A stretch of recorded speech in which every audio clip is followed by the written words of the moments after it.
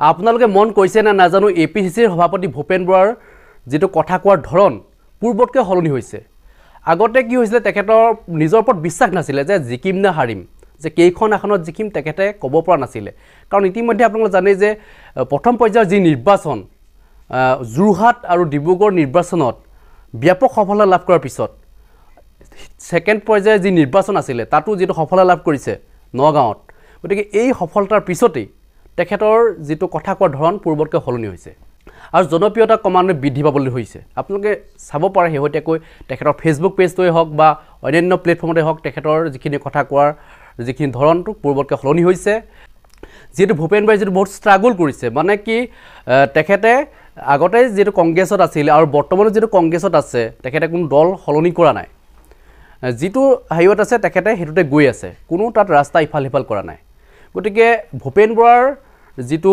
এতিয়াৰ পৰাই যদি এনে ধৰণে লাগি থাকে এটা সময়তো তেখেতৰ সাকসেসটো হ'বগে এটো কি হয় নাজানো কিন্তু এদিন হলো হ'ব কিন্তু কথা হ'ল যে যি ধৰণে কষ্ট কৰিছে সেই মতে হয়তো ফল পাবলৈ গৈ আছে যেটো আপোনালোকে জানে যে যেতিয়া ৰাহুল গান্ধীয়ে যেটো ভাৰত জোৰ ন্যায় যাত্ৰাত আহিছিল তেতিয়া ভূপেন বৰাক যেটো হিমন্ত বিশ্ব শৰ্মাৰ বাহিনীয়ে যেটো ঘুচিয়ে নাক ভাঙি দিয়া হৈছিল কিন্তু তাৰ পিছতো সেইগৰাকী সভাপতিয়ে কিন্তু বহি থকা নাছিল তথাপিও সভাসমূহ কৰি গৈছিল আৰু এনেকৈ আজি তাৰিখত যিসমূহ সভা কৰি আছে এই সভাসমূহত যদি আপোনালোকে কথাখিনি চাই কথাখিনি যদি জুকে মিলি চাই তেতিয়াহ'লে গম পাব যে ভূপেন বৰাৰ কিছু তেখেতৰ যেটো কথা কোৱাৰ ধৰণ পূৰ্বতকৈ হলনি হৈছে আৰু ক্ৰমান্বয়ে যেটো জনপ্ৰিয়তা ক্ৰমান্বয়ে বৃদ্ধি পাইছে আজি ভূপেন বৰাই ধুবুৰী এখন সভাত কি বুলি কৈছে বদৰুদ্দিন আজমলৰ বিৰুদ্ধে মুখ্যমন্ত্ৰী হিমন্ত বিশ্ব শৰ্মাৰ বিৰুদ্ধে কি বুলি কৈছে আপোনালোকক শুনাই ল'ব বিচাৰিছো মই ধুবুৰী এতিয়া যেটো নতুন সমষ্টি আগতে আপোনালোক এই অঞ্চলটো বৰপেটা সমষ্টিত আছিল আগতে আপোনালোকে MP ইলেকশ্যনত ইয়াত কংগ্ৰেছ জিকাইছে আৰু এতিয়া 3টা বজাৰ পৰা 7টা বজালৈকে 4 ঘণ্টা আপোনালোকে ইয়াত আমাৰ কাৰণে ৰৈ আছে মই একেটা কৈছো ইমান দেৰি ৰৈ আছে বুলি অলপ ইফালে 4 ঘণ্টা যদি ৰ'ব পাৰিছে আৰু 15 মিনিট সময় ৰ'ব পাৰিব এই যে 4 ঘণ্টা সময় ৰৈ আছে এইটো প্ৰমাণ যে আপোনালোকে এবাৰ আমাৰ দলৰ প্ৰাৰ্থী ৰকিবুল হুছেইন ডাঙৰীয়াক ভোট দিব হয়নে হয়নে নহয় ভূপেন বৰা ৰকিবুল হুছেইন ডাঙৰীয়াক ইয়াত থকা ৰাইজে যে ভোট দিব ময়ো বুজি পাইছো কিন্তু যেটো নতুন মন্দিয়া সমষ্টি হৈছে এই সমষ্টিটোৰ গোটেই ৰাইজ ইয়ালৈকে অহা নাই আৰু এতিয়া ৰকিবুল হুছেইন ডাঙৰীয়াই প্ৰতিজন ৰাইজৰ ঘৰে ঘৰে গাঁৱে গাঁৱে গৈ ভোট খুজিবৰ কাৰণে এতিয়া সময় উলিয়াব পাৰিবনে নোৱাৰে আপোনালোকে ভালকে বুজি পায়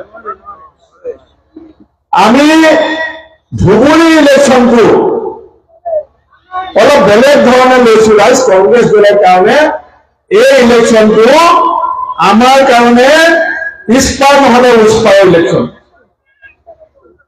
মই চিধা কথা কৈছো পিছত নকব যে আপুনি কথাটো বুজাই নকলে এইটো কথা বেগৱত শইকীয়া ডাঙৰীয়াই কৈছে নবীন গগৈ ডাঙৰীয়াই কৈছে আৰু আজি মই আপোনালোকক কৈ থৈ গৈছো যদি বদৰুদ্দিন আজমলক আমি 7 তাৰিখে হলুৱাব নোৱাৰো 26 চনত দিছপুৰত বিজেপি চৰকাৰ আমি বদলাব নোৱাৰো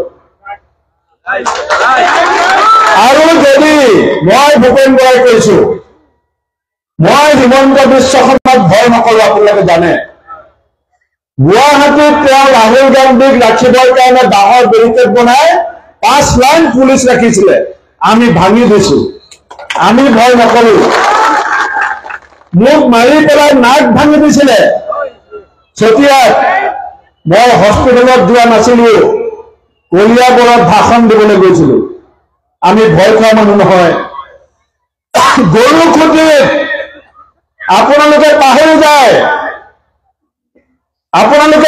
যায় গৰু খুঁটিত এটা মুছলমান ল'ৰাক 15টা নাথন গছৰ পাৰ্টি মানে গছতি মাৰিছিলে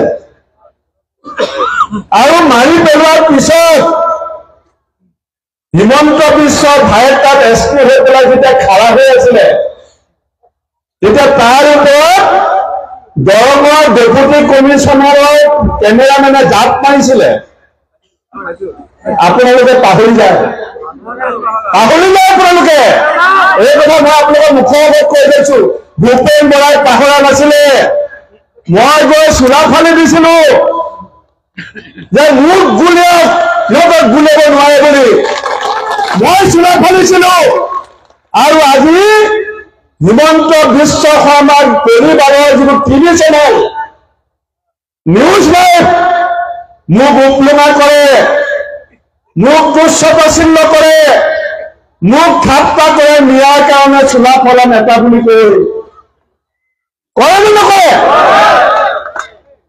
মই এই কাৰণে চোলা ফালিছিলো যে হিমন্ত বিশ্ব শৰ্মাৰ দাদাগিৰি ৰক্ষাৰ পৰা অসমক বচাব লাগিব মই এই কাৰণে চোলা ফালিছিলো যে মোৰ অসম মাতৃৰ ভূমিত মই মানৱতাক বেয়া দিব নোৱাৰো মই এই কাৰণে চোলা ফালিছিলো যে আল্লাহৰ নাম কত ঈশ্বৰৰ নাম কত কোনে এনেকে মানুহক কুকুৰ মেকুৰীৰ নিচিনাকে মাৰিবৰ কাৰণে অনুমতি দিব নোৱাৰে কিন্তু জ্ঞানী মানুহে একেবাৰে চাই থাকিব নোৱাৰে সেইদিনাখন ভোটৰ দিনা আজমল ডাঙৰীয়া কৈ গৈছিলে সেইদিনাখন AUDF নেতাসকল ক'ত আছিলে কুকুৰাঝাৰত যেতিয়া দিনে নিশাই বন্দুকৰ গুলি ফুটিছিলে লাখ লাখ মুছলমানে যেতিয়া প্ৰাণৰ ভয়ত ধুবুৰীলৈ পলাই গৈছিলে সেইদিনাখন ভোটৰ দিনা আজমল ডাঙৰীয়া ক'ত আছিলে এই কথা মই আপোনালোকৰ পৰা মনত পেলাই দিছো আমি ভয় কৰা মানুহ নহয় হিতেশ্বৰ শইকীয়াৰ ভাতৃ দেৱব্ৰত শইকীয়াৰ খুৰাক ৰুহিতেশ্বৰ শইকীয়াক গুলীয়াই হত্যা কৰা হৈছিলে লেখন লাহনৰ লখিমপুৰত গুলীয়াই হত্যা কৰা হৈছিলে কংগ্ৰেছ দল ঘৰত ঘূৰি বহি থকা নাছিলে কংগ্ৰেছে ৰাইজৰ পক্ষত থাকি সশস্ত্ৰ সংগ্ৰাম বন্দুকৰ বিৰুদ্ধে কংগ্ৰেছ দলে যুঁজিছিলে সেই কংগ্ৰেছৰ সভাপতি হিচাপে মই কৈছো দিছপুৰৰ পৰা হিমন্ত বিশ্ব শৰ্মাৰ চৰকাৰ পদুম ফুলৰ শিপাৰ সৈতে উভালি ব্ৰহ্মপুত্ৰত পেলাবৰ কাৰণে সাহস আছে কিন্তু সেই সাহস শক্তিশালী কৰিবলৈ হলে ৰকিবুলচনৰ ধুবুৰীত আপোনালোকে জিকাই দিব লাগিব এই কথা মই কিয় কৈছো জানে পানীত যেতিয়া এটা আপুনি শিলগুটি মাৰে পানীত যেতিয়া আপুনি এটা শিলগুটি মাৰে পানীও বহুত ওপৰলৈ জাপ মাৰে নে নামাৰে যদি মুছলমানে ধৰ্মৰ নামত ৰাজনীতি কৰে যদি মুছলমানে AUDF কৰে যদি মুছলমানে সাম্প্ৰদায়িক বিভাজনৰ ৰাজনীতিক যদি প্ৰশ্ৰয় দিয়ে হিন্দুসকল কিয় মনে মনে বহি থাকিব যদি মুছলমানে ধৰ্মৰ নামত ৰাজনীতি কৰে তে হিন্দুৱে কিয় ধৰ্মৰ নামত ৰাজনীতি নকৰিব উজনি অসমৰ মানুহৰ সেইটো ডাঙৰ প্ৰশ্ন ধুবুৰীৰ মানুহে উত্তৰ দিব লাগিব 7 তাৰিখে আপোনালোকে যদি তলা চাবি যদি ব্ৰহ্মপুত্ৰত দলিয়াব পাৰে মই অসম সন্তান ভূপেন বৰাই আপোনাক কৈ থৈ গৈছো গোটেই অসমৰ মানুহে ভূপেন কৰি গালি পেলাব আজি গৌৰৱ গগৈৰ মানুহে কিয় জিকাইছে আজি হিমন্ত বিশ্ব শৰ্মাই কৈছিল যে উজনিত 5-0 হ'ব কৈছিল নে নাই মই কি কৰো মই কৰো যে উজনি অসমত যদি এজনমন্ত্ৰী জিকে আপুনি মুখ্যমন্ত্ৰী পদত্যাগ কৰিম বুলি কওক মুখ্যমন্ত্ৰী কলিজা নাই মোৰ চেলেঞ্জ মুখ্যমন্ত্ৰী ল'ব নোৱাৰিলে কাৰণ মই উজনি অসমৰ মানুহৰ আত্মাৰ হৃদ স্পন্দন বুজি পাওঁ কিন্তু মোৰ ভয় লাগে আপোনালোকক মোৰ ভয় লাগে বৰপেটা ধুবুৰীৰ মানুহক মই হিমন্ত বিশ্ব শৰ্মাক ভয় কৰা মানুহ নহয় RSS বিজেপিক ভয় নকৰো তেওঁলোকে মোৰ বিৰুদ্ধে CID লগাইছে যোৰহাট থানাত মাতি নিছে মই জামিন লোৱা নাই লগত দেৱব্ৰত শইকীয়া গৈছিল থানাৰ সন্মুখীন মুখামুখি হৈছো ভয় লাগে আপোনালোকক কাৰণ আপোনালোকে যদি ধুবুৰী বৰপেটাৰ মানুহে যদি আজমল ডাঙৰীয়াক সাৰ পানী জীয়াই ৰাখে হিমন্ত বিশ্বক কোনেও দিছপুৰৰ পৰা আঁতৰাব নোৱাৰে। আৰু আপোনালোকে যিদিনাখন বেদৰদী নাজমলক ৰাজনীতিৰ পৰা বিদায় দিব, হিমন্ত বিশ্ব শৰ্মাক বিদায় দিয়া দায়িত্ব আপোনালোকে মূল কান্ধৰ ওপৰত দিয়ক।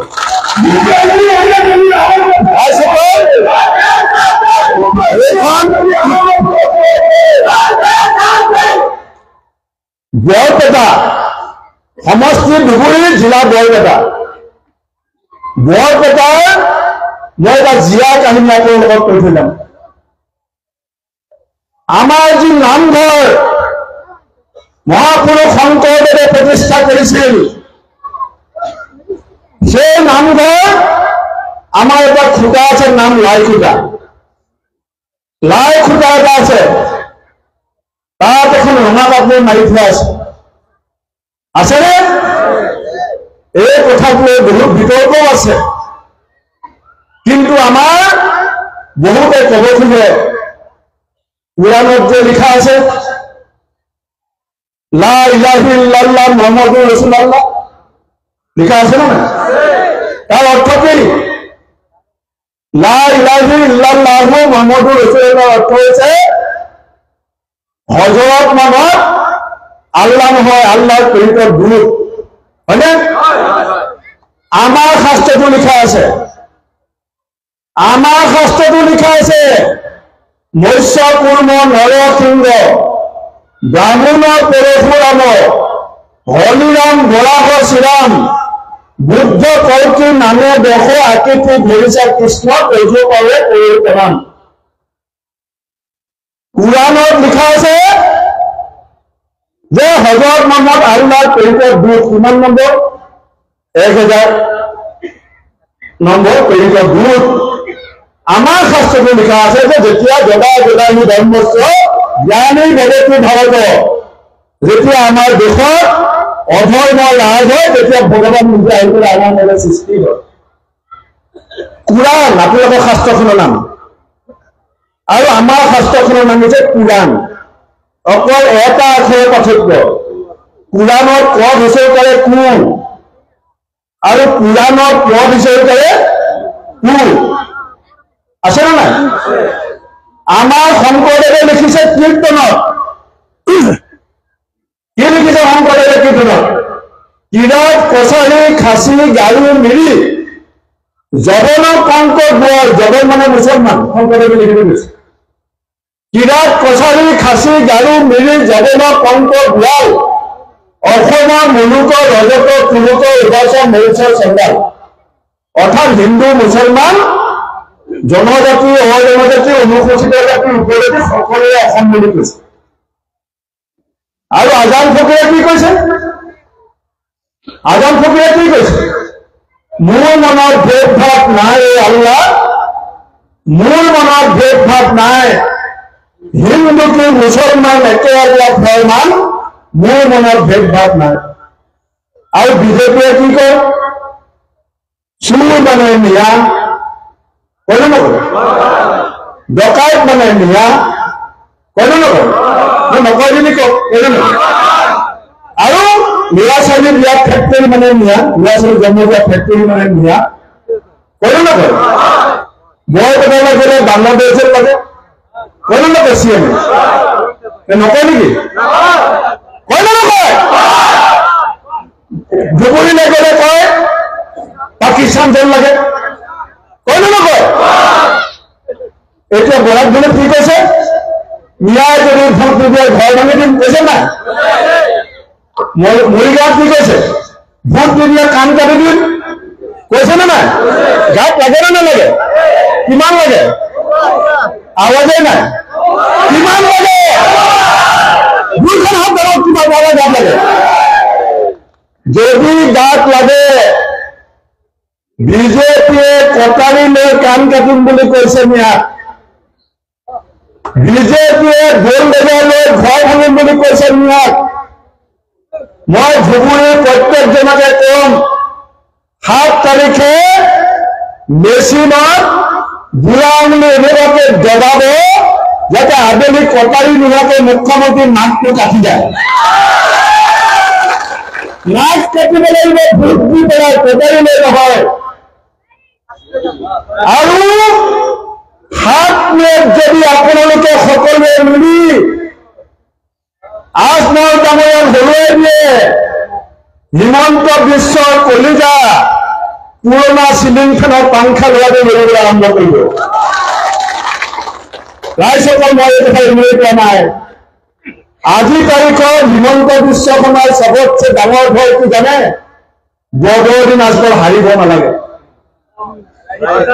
আজি তাৰিখত হিমন্ত বিশ্ব, আজি ইয়াৰ আপোনালোকৰ MLA ৰফিকুল ইছলাম ডাঙৰীয়া, তেখেতক সুধিব, মই ভূপেন বৰাই কৈ থৈ গৈছো, তেখেতক বুকুত হাত দি কওক, মই তেখেতৰ কথা কোৱা নাই, তেখেতৰ ব্যক্তিগত কথা কোৱা নাই। ইয়াৰ MLA ৰফিকুল ইছলাম ডাঙৰীয়াই বুকুত হাত দি কওক যে AIUDF দলে বিজেপিক ৰাজ্যসভাৰ ৰাষ্ট্ৰপতিক ভোট দিয়া নাই বুলি কব। মই তেখেতৰ দিছে বুলি কোৱা নাই, কিন্তু তেখেতক কব, তেখেতক শুনিব যে AIUDF দলে ৰাজ্যসভাৰ কাক ভোট দিছিলে, ৰাষ্ট্ৰপতি ইলেকশ্যনত কাক ভোট দিছিলে। আমাৰ অসমীয়া সমাজত, আমাৰ অসমত সংস্কৃতিবান মানুহ, আমি ভদ্ৰতাক বিশ্বাস কৰো। আমি ভাল কথা, ভাল পৰম্পৰা, ভাল চৰিত্ৰ, ভাল স্বভাৱ আমি ভাল পাওঁ। আজমল ডাঙৰীয়াই কি কয়? ৰকি বোলে এটাতকৈ বেছি লোৱা জন্ম দিব নোৱাৰে। এইটো নেতাৰ ভাষণ নেকি? এইটো নেতাই কয় নি? মুখ্যমন্ত্ৰীয়ে 4জনী মিয়া ছোৱালী বিয়া পাতে কয় নি? নেতাই কয় নি? যদি এনেকুৱা কথা ৰাজনীতিত যদি এজন বৰপেটা ধুবুৰী মানুহে জিকোৱা MP-য়ে কৈ থাকে, নতুন প্ৰজন্মৰ শিক্ষিত ল'ৰা ছোৱালীয়ে সেই মানুহজনক ভোট দিয়া মানুহখিনিকো অসভ্য বুলি ভাবিব। এই কথা মই কৈছো, এই কথা মই আপোনালোকৰ মাইক্ৰফোনত কৈছো। আমাৰ সমাজত আমি সংস্কৃতিবান, চৰিত্ৰবান, ভদ্ৰতা, পৰম্পৰা, ৰীতি নীতি, সংস্কৃতি আমি আমাৰ শিৰৰ মুকুট বুলি ভাবো। তেওঁ ইমান বেয়া কথা কলে, 36খন অসমত কেছ হ'ল। মই কলো মুখ্যমন্ত্ৰীক আজমলক গ্ৰেপ্তাৰ কৰক। মুখ্যমন্ত্ৰীয়ে কি কৈছিলে তেতিয়া? যে আজমল মোৰ আঁঠুৱা তলত থাকে। কৈছিলে নাই? আপোনাৰ আঁঠুৱা তলত কোন থাকে আপুনি কওকচোন? আপোনাৰ ঘৰত যেতিয়া আপুনি আঁঠুৱাটো লগাই লয়, তেতিয়া কোন থাকে? আৰু মুখ্যমন্ত্ৰী আঁঠুৱা তলত কোন থাকে? বৰদিন আজমল। মুখ্যমন্ত্ৰী আঁঠুৱা তলত থকা মানুহ যদি ইয়াৰ পৰা MP হয়, তাৰপাছত আপুনি বিজেপিক দিছ কৰিব কেনেকৈ আঁতৰাব মোক কওক? তাৰপাছত বিজেপিক আপুনি দিছ কৰিব কেনেকৈ আঁতৰাব? সেইকাৰণে ৰাইজ ৰাতি বহুত হৈছে, আপোনালোকে বহুত দেৰি অপেক্ষা কৰিলে। মই আপোনালোকৰ জৰিয়তে এই গোটেই সমগ্ৰ নতুন মন্দিয়া সমষ্টিৰ ৰাইজক মই হাতযোৰ কৰি নিবেদন জনাইছো যে এই ইলেকশ্যন অকল লখিমপুৰ ইলেকশ্যনত ভুৱা কৰা যোৱা কথা নহয়। বহুত অত্যাচাৰ হৈ গ'ল। কোনে বেলেগত চাইছা? বসুন্ধৰা ওৱান কিমান লাখ লাখ মানুহে মাটিৰ কাগজ পালে আমি বেয়া পোৱা নাই। এটা মুছলমান পৰিয়ালে লিখিলে কাগজ পালেনে? বসুন্ধৰা 2 আহিলে কিমান লাখ লাখ মানুহে মাটি কাগজ পালে আমি বেয়া পোৱা নাই। অসমত 1 কোটি মুছলমান আছে, এটা পৰিয়ালে লিখিলে কাগজ নাপালে। কিমান অত্যাচাৰ! যিদিনাখন 15টা মানুহে গৰু খুটি গলিয়াই লেঠিয়াই জেপিয়াই মানুহটো মাৰিলে, মুখ্যমন্ত্ৰীক সুধিছিল এনেকে মানুহ কিয় মাৰিছে? মুখ্যমন্ত্ৰীয়ে কৈছে মই মাৰিবলৈ কৈছিলে নাই? যেতিয়া মই চোলা ফালি বুকু দেখুৱালো তেতিয়া মুখ্যমন্ত্ৰী ঠাণ্ডা হ'ল। এই মুখ্যমন্ত্ৰী বিজেপি দলক ভাল পাই পেলাই বিজেপিলৈ যোৱা নাই, জেলত যোৱাৰ ভয়ত বিজেপিলৈ গৈছে। আজি মই কৈ থৈ গৈছো, আপোনালোকে কংগ্ৰেছক শক্তি দিয়ক, আপোনালোকে কংগ্ৰেছক সহায় কৰক। চৰকাৰ বনাই 1 মাহৰ ভিতৰত SIT বনাই এই মুখ্যমন্ত্ৰীৰ বিৰুদ্ধে ইনকুৱাৰী আৰম্ভ কৰিল। SIT বনাই 1 মাহত বিচাৰ কৰিল, কিন্তু তেওঁৰ বন্ধু আজমলৰ তলাচকীক আপোনালোকে ব্ৰহ্মপুত্ৰত ধৰি যাব লাগিব।